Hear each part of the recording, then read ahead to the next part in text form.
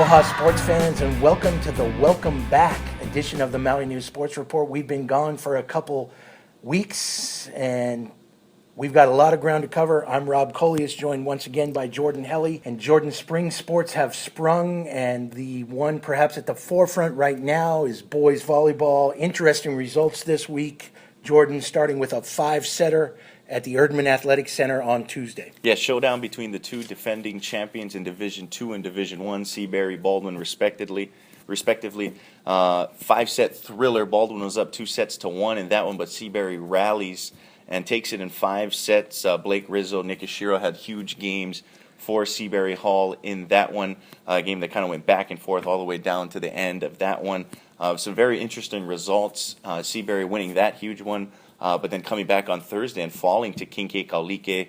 Naali'i and Baldwin seem to be kind of the two front runners in Division I.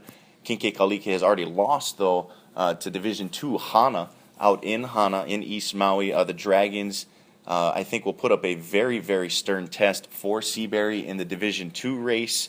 Baldwin goes to Hana on Friday, so those 4 teams kind of at the top of the pack as they play that sort of interdivisional part of the schedule before they break off into Division I and Division II. But these games do count in the overall standings. They'll play cross division once, and then they're within their division twice. So I think we've got some very competitive matches going forward in what will be probably a really, really exciting boys volleyball race. Seabury Hall probably again will be amongst the contenders in Division II on the state level. No doubt, 4 or 5 teams in the mix for those division titles for sure.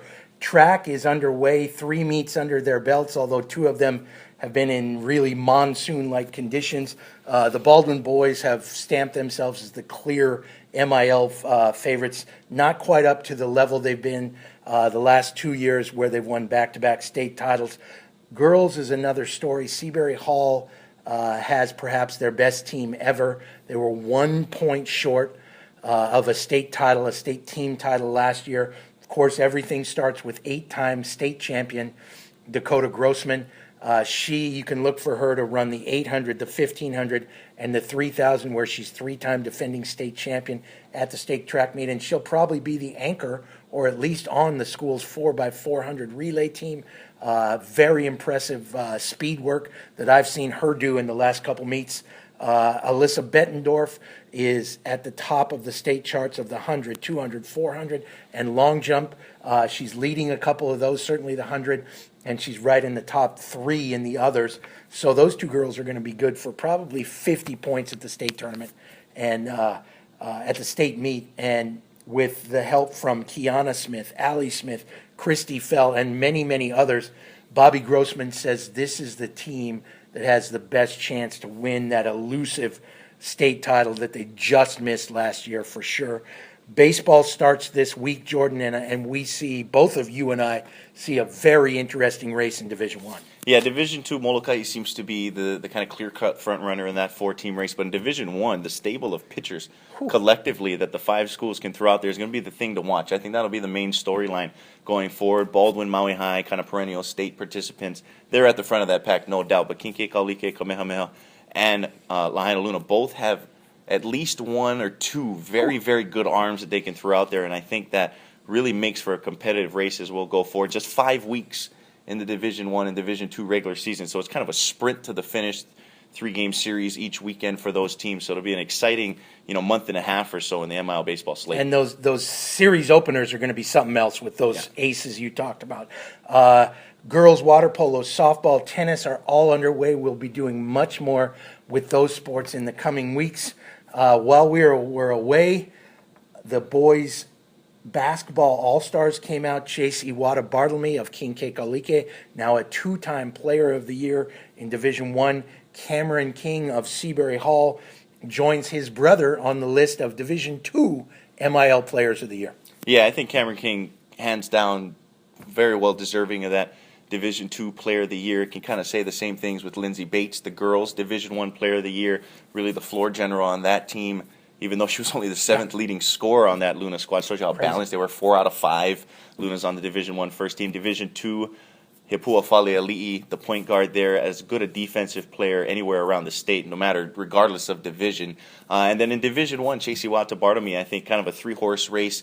He, along with Cyrus Kama from Lahaina Luna and Baldwin's Teva Eldridge, those to me were the clear-cut kind of 3 best players in the league, kind of up for debate as to where you want to order them.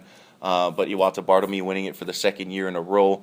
So kudos to those kids winning their respective divisions Player of the Years. And Teva looking possibly at a walk-on situation for UH football.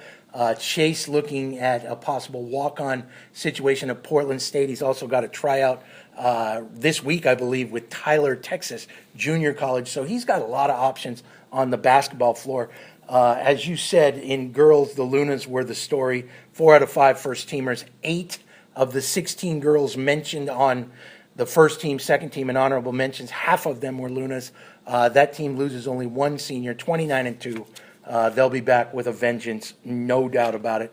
And on the more on the basketball. basketball Yeah. front, NCAA tournament brackets announced on Sunday. 4 out of the 8 teams in last year's Maui Invitational make the field. Syracuse, the champ, Baylor, the runner-up, Gonzaga and Dayton all in the field of 68. Arkansas, California, and Minnesota make the NIT. And you include Chaminade, the host, made the Division II NCAA tournament, bowing out in the first round to Cal State San Bernardino. So 8 for 8 on postseason participants. Crazy. Next year, probably even better. 5 out of the 8 teams in next year's field have made this season's NCAA tournament. Arizona, 1 seed, San Diego State, Kansas State, Pitt, and BYU. Missouri also in the field. They're in the NIT. We already mentioned Chaminade. We're getting a little spoiled when it comes to the My Invitational again. Something to look forward to later on this year. Crazy. And the 3 teams that are in the NIT from the field last November, they all had real NCAA shots that didn't come true. Well, that's our sports report for this week. We'll see you next week, and send us your bobbleheads.